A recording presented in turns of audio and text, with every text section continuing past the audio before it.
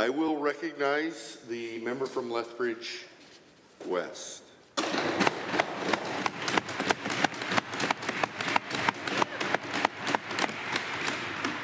Thank you, Mr. Speaker.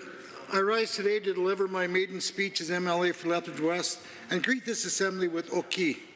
In Blackfoot, Oki means hello, and it's the official greeting of the City of Lethbridge. My constituency is located in Blackfoot country, the land of the Kainai, Piikani, and Siksika nations, and we are also home to the Métis of Alberta. Before continuing the speech, there are a number of people I need to thank because I definitely didn't get here on my own.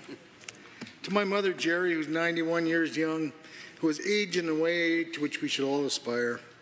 She was much beloved as an elementary school teacher, has an active social life. She regularly travels and lives in her own home.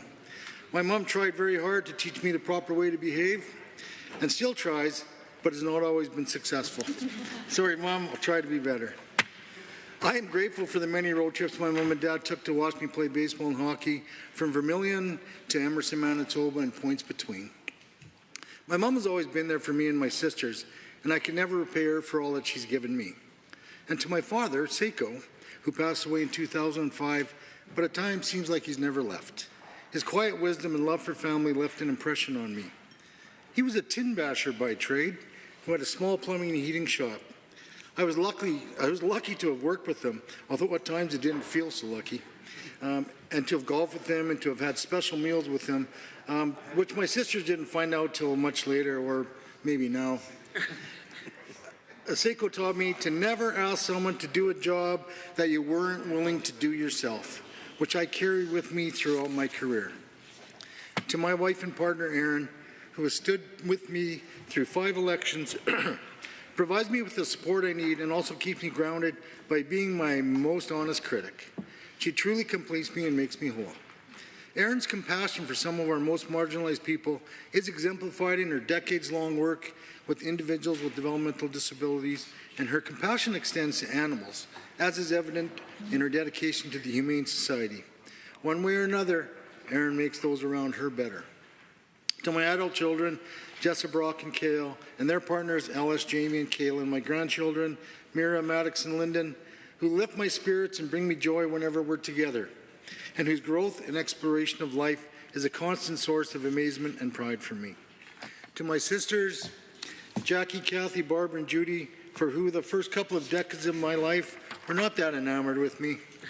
Being the only boy in a Japanese-Canadian family, I was a bit spoiled. But we've gotten closer as we've gotten older, have become supports for each other, and truly enjoy each other's company. And the bonus of having 4 sisters is that I gained brothers-in-law, Dan, Ellen, Eldon, and the late Frank, who became my brothers along the way. And to my nieces and nephews and great-nieces and great-nephews have made our extended family so much fun and interesting. Now, to Erin's family, her mom and stepdad, Derek and Bill, her father Jim, and her brother Ben, and his wife Kristen, and of course their son Calder, for becoming my family as well, with whom we have shared many adventures and lived to talk about it. Their unequivocal support for me in my political life is so much appreciated. In fact, I would not be here today without Ben's help in 2 contested nominations. To Shannon Phillips, our 3-time MLA,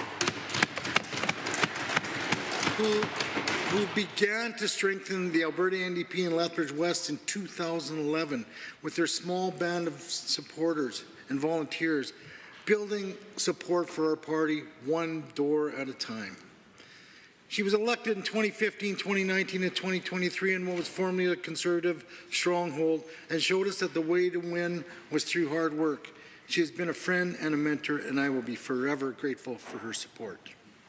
To Lisa Lambert, who has worked in our constituency office for years and could well be the prototype for what a constituency associate should be. She is intelligent and engaged and is always a step ahead and knows what I need and when I need it. And in her spare time, she's the backbone for the party in Lethbridge. To our many volunteers who worked our campaigns and continue to support us, and to the many voters in Lethbridge-West who have put their trust in me and honored me with this position. Mr. Speaker, I mention these people because they're the ones who shaped me and continue to do so. And as I said at the outset, I didn't get here on my own. Growing up in Tabor, well, maybe being raised is a more apt description, I was fortunate to participate in sports year-round. It was through sports that I developed lifelong friendships and learned the value of working together towards a common goal. This teamwork led to a couple of provincial championships in baseball, numerous trips to provincial finals in hockey, and as an adult, a provincial slow pitch title. Working together also became a theme throughout my adult life, and in my 40-year career as a human services professional, I've been involved in over 60 boards, committees, and working groups, not including the 15 or so groups I was involved with during my 2 terms on Lethbridge City Council. Mr. Speaker, I speak of these things to provide perspective on why, at my age, I stand before you as a first-time MLA. In retrospect, much of my life has been dominated by service to the community. My role as MLA amplifies that service and will allow me to bring issues to the public and take actions that I likely could not by any other means.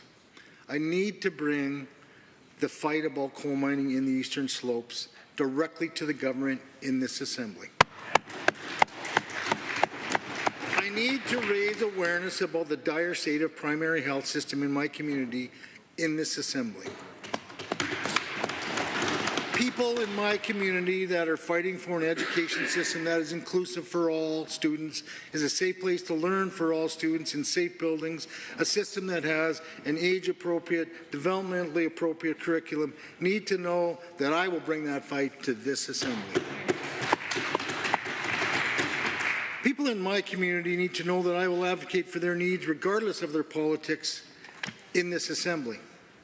And Mr. Speaker, the most marginalized and minimized people in my community, Indigenous people, those living in poverty, people with disabilities, newcomers, especially newcomers of color, and seniors know that I'm willing to fight for them in this Assembly. The strength of Lethbridge-West is not just the University of Lethbridge, our revitalized downtown, or our thriving business community. Our strength is not just our wide variety of neighborhoods, our wonderful parks and trails system, including our amazing river valley and coulees. Our strength is the people. Our diverse population of well-established ethnic communities.